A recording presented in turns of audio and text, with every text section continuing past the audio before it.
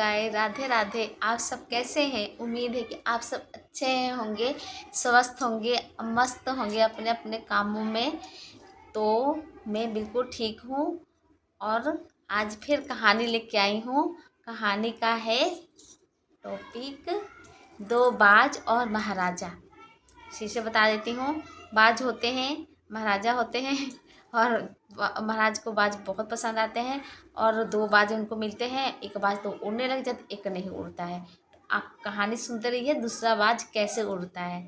तो ये कहानी में आपको बाद में पता चलेगा दूसरा बाज कैसे उड़ता है। तो चलिए शुरू करते हैं। बहुत समय पहले की बात है। एक राजा होते थे, वो बहुत अच्छा राजा थे, प्रतापी राजा थे।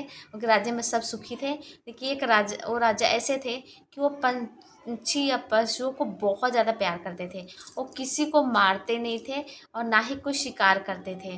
वो इतना प्यार करते थे, हर पशु पक्षी के लिए ये उनके लिए पिंजरे घर सब बना के रखे थे और उनको बहुत ज़्यादा प्यार था। ये पंछियों से और पशुओं से, जानवरों से सबसे प्यार था। तो एक दिन वो गए थे घूमने, तो उनको एक बहुत ज़्यादा शिकारी अच्छा मिला और उसको पास दो बाज थे। और राजा को देख के वो बहुत खुश हुआ आदमी और बोला, राजा मेरे पास दो बाज हैं, दोनों ही अच्छे बाज हैं और आप चाहते हो तो मैं बाज आपको दे दूंगा। तो राजा तो और खुश हुए कि मेरे को दो बाज और मिलेंगे। वो बहुत ही अच्छे बाज थे, खूबसूरत थे, रंग बिरंगे भी थे। तो आदमी ने वो बाज महाराजा को दे दिए। जब महाराजा को बाज दे दिए तो महाराज सैनिकों के साथ उस बाज को लेके राजमहल आ गए। राजमहल आए तो बोले, ये दो बाज हैं, ये बहुत मेरे को प्यारे बाज हैं मेरे लिए, इन बाजों को उड़ना सिखाओ। तो एक था पंछी को सिखाने वाला आदमी, प्रशिक्षण, उसको बोले तुम इसको दोनों को अच्छे से उड़ना सिखा देना। तो बोला ठीक है महाराज, मैं उड़ना सिखा दूंगा। तो फिर वो आया और वो दोनों को सिखाने लग गया। लेकिन एक जो बाज था वो उड़ने को तैयार ही नहीं था, उठता भी नहीं था, बैठता भी नहीं था, बस उस डाल पे ही बैठा रहता था एक जगह ही, कहीं आता जाता भी नहीं था। तो आदमी बहुत परेशान हुआ। लेकिन दूसरा बाज था एक, पहला वाला, वो बहुत सीख गया, उसको उड़ना उड़ना सब आ गया। तो राजा को दिखाने की बारी आई। दिखाने में तो राजा आए, बोले बताओ वो बाज उड़ने लग गए। तो आदमी प्रशासन जो था, जो सिखा रहा था, बोले हाँ महाराज, एक तो बाज इतना अच्छा उड़ रहा है, उसको देख के आप बहुत खुश हो जाएंगे। लेकिन दूसरा जो बाज है ना, वो उड़ ही नहीं रहा है, उसको कितना कोशिश कर रहा हूँ, उड़ उड़ उड़ उड़ ही नहीं रहा है, उसको सिखा रहा हूँ फिर भी नहीं उड़ रहा है। तो बोले चलो कोई बात नहीं, इस बाज को ही उड़ा के मुझे दिखाओ। तो वो बाज को वो आदमी उड़ा दिया। देखिए बाज इतना ऊंचा उड़ रहा है, इतना ऊंचा उड़ रहा है। उसकी उड़ान देख के बाज की महाराज इतना खुश हुए। तो उसको बोले तुम तो बहुत अच्छे प्रशिक्षण हो, पंछियों को इतना सुंदर उड़ाना सिखा दिए हो, बाज तो मेरा इतना सुंदर उड़ रहा है, तो तुम्हें बहुत सा इनाम दिया जाएगा। लेकिन हाँ, इनाम तभी मिलेगा जब तुम दूसरा बाज भी उड़ना सिखा दोगे। तो आदमी बोला नहीं महाराज, मैं दूसरा कैसे सिखा सकता हूँ, जब वो हिम्मत ही नहीं कर रहा उड़ने को तो मैं कैसे सिखा सकता हूँ, जब वो उड़ने का हिम्मत करेगा तभी सिखाऊंगा ना। तो बोला कोई बात नहीं, फिर ऐसा आदमी ढूंढो जो इस दूसरे बाज को उड़ना सिखा दे। तो बहुत सारे आदमी आए। एक और दूसरा नया प्रशिक्षण आया, उसने कोशिश की, बोला मैं सिखा दूंगा। तो देखा, कोशिश करने लग गया कि उड़े उड़े, लेकिन उड़ने की बात क्या, हिल भी नहीं रहा था बाज। तो वो भी आदमी बोला नहीं महाराज, ये काम मेरे से नहीं होगा, मैं इसको नहीं सिखा सकता उड़ने। तो इस तरह वो आदमी भी हार मान गया। फिर ऐसे दिन बीतते गए। तो उस राज्य में एक बूढ़ा आदमी आया।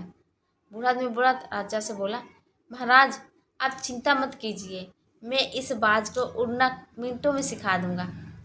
तो राजा बोला ठीक है, हम तो यही चाहते हैं कि बाज उड़े और दोनों उड़े बाज, फिर तो और अच्छा लगेगा। तो बूढ़ा आदमी बोला, आप ठीक है मेरे पे काम छोड़ दीजिए, देखिएगा सुबह ये बाज उड़ता हुआ नजर आएगा। तो राजा बोला ठीक है, अगर उड़ने लग जाएगा तो मैं तुम्हें इनाम दूंगा। तो बूढ़ा आदमी सुबह का वेट कर इंतज़ार करने लग गया। तो सुबह हुई तो देखे सब हैरान, वो बाज उड़ने लग गया। तो फिर राजा बोले, तुम इतना जल्दी इस बाज को उड़ना कैसे सिखा सकते हो? इतने सारे आए उड़ाने सिखाने वाले प्रशिक्षण, पर वो नहीं सिखा पाए, लेकिन तुम कैसे सिखा सकते हो? तो बोला, महाराज इसमें कौन सी बड़ी बात है, इसको तो मिनटों में मैंने सिखा दिया, कुछ करने की जरूरत नहीं था। बस इसका जहाँ बैठता था जिस पेड़ पर, जिस डाल पे, वो डाल ही मैंने काट दिया। राजा कहने लगे, ऐसे कैसे ही उसका डाल काट दिया? डाल काटने से क्या होता है? तो आदमी बोला, महाराज यही तो एक बात है, जिस इंसान को जिस चीज़ की आदत हो जाती है ना, वो चीज़ को छोड़ना नहीं चाहता है। इस बाज को उसकी आदत हो गई थी इस डाल पे बैठने की, इसलिए उड़ान बनना चाहता ही नहीं था। वो सोचता था मैं यहाँ बैठा रहूं और उसको आराम मिलता था, यहाँ से हिलूं नहीं। आलस भी आ गया था उसे। जब मैंने डाल काट दिया तो उसे समझ आया, अब तो मुझे कहीं बैठने का साधन ही नहीं है, कहीं बैठूंगा तो फिर काट देंगे, क्यों ना मैं तो उड़ाने भर लूँ। इस तरह वो उड़ने लग गया। राजा बात सुने बूढ़े की, इतना खुश हुए, उसको सोने के सिक्के दे दिए। बूढ़ा आदमी सोने के सिक्के पाके बहुत खुश हुआ और अपने वो घर चला गया। राजा दोनों बाज को आकाश में उड़ते हुए देखे, इतना खुश हो रहे थे, इतना खुश हो रहे थे। अब लग रहा है ना दो बाज उड़ रहे हैं। पहले सोचता था एक ही बाज है, लेकिन दोनों बाज को उड़ते हुए कितनी खुशी महसूस हो रही है। तो दोस्तों इस कहानी से यही हमें मिल रही है शिक्षा, तो कि हमें जो सुख सुविधा मिल जाती है, उस सुख सुविधा को हम छोड़ने को तैयार ही नहीं रहते हैं। अगर हम उस सुख सुविधा को छोड़ेंगे नहीं तो हम आगे कैसे बढ़ेंगे? इसलिए हमें उस सुख सुविधा को छोड़कर आगे बढ़ना चाहिए।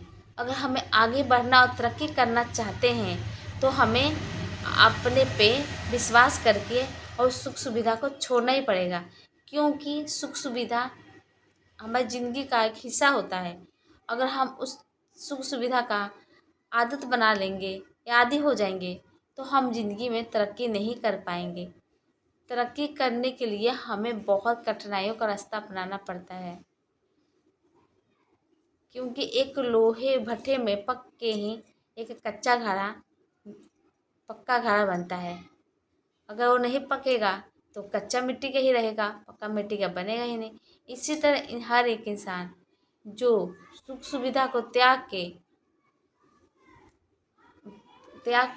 एक भट्टी में त्याग के कठिनाई वाला जीवन जिएगा, तभी वो आगे बढ़ेगा। और बाज को ही देखिए, वो दिन भर उस पे बैठा रहता था डाल पे।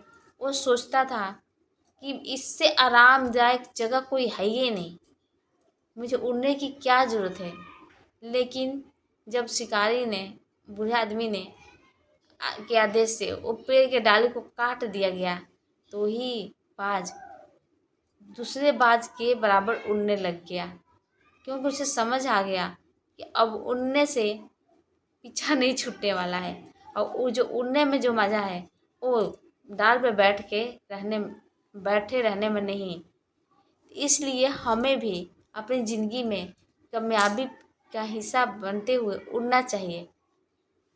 अगर हम उड़ना सीख गए ना तो हम कामयाब भी होना सीख जाएंगे, क्योंकि उड़ान वही भरता है जिसमें कुछ बात होती है, और जिसमें कुछ बात नहीं होती वो उड़ान क्या भरेगा। आप भी अपनी ज़िंदगी में अगर उड़ान भरना चाहते हैं तो लगन से मेहनत कीजिए।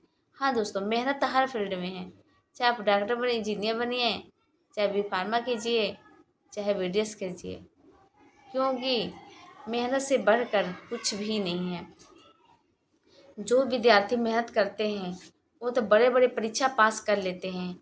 जो ही विद्यार्थी मेहनत नहीं करते हैं उनको छोटा परीक्षा भी बहुत मुश्किल लगता है। इसलिए हमें ज़िंदगी में मेहनत को लगातार जारी करते हुए उस बाज की तरह उस डाल से हटकर अपनी ज़िंदगी को जीना चाहिए। और देखना चाहिए ज़िंदगी में और कुछ भी कई रंग हैं जिसको अपना के हम बहुत बड़े राह पे जा सकते हैं। तो बताइएगा आपको कहानी कैसी लगी। अगर कहानी अच्छी लगी होगी तो वीडियो को लाइक कमेंट शेयर ज़रूर कीजिएगा और चैनल को सब्सक्राइब कीजिएगा। तो आप भी उड़ान भरिएगा और बहुत अच्छे से भरिएगा। कभी भी ये मत सोचिएगा उड़ान भरूंगा तो मैं नीचे गिर गया। अरे कुछ सीखेंगे तभी ना आगे बढ़ेंगे। और कुछ सीखना ही नहीं चाहेंगे तो कैसे आगे बढ़ेंगे। सीखने का मन होना चाहिए किसी भी चीज़ को। और जिस इंसान व्यक्ति को सीखने का आदत हो गया वो ज़िंदगी में बहुत कुछ हासिल करेगा। तो आप भी ज़रूर सीखिएगा हर एक चीज़ और एकदम आरामदायक ज़िंदगी के पीछे अपने मकसद को मत भूल जाइएगा। हाँ, आरामदायक ज़िंदगी तो सभी को चाहिए, लेकिन उस आरामदायक ज़िंदगी के साथ साथ हमें ज़िंदगी के कला भी आनी चाहिए। ये नहीं कि उस आरामदायक ज़िंदगी में ही हम घुसे रहें और ज़िंदगी के कला को भूल जाए। और बताइए अगर आपको कहानी कैसी लगी। अगर अच्छी लगी होगी तो लाइक कमेंट शेयर ज़रूर कीजिएगा और चैनल को सब्सक्राइब कीजिएगा। तो राधे राधे, जय श्री कृष्ण।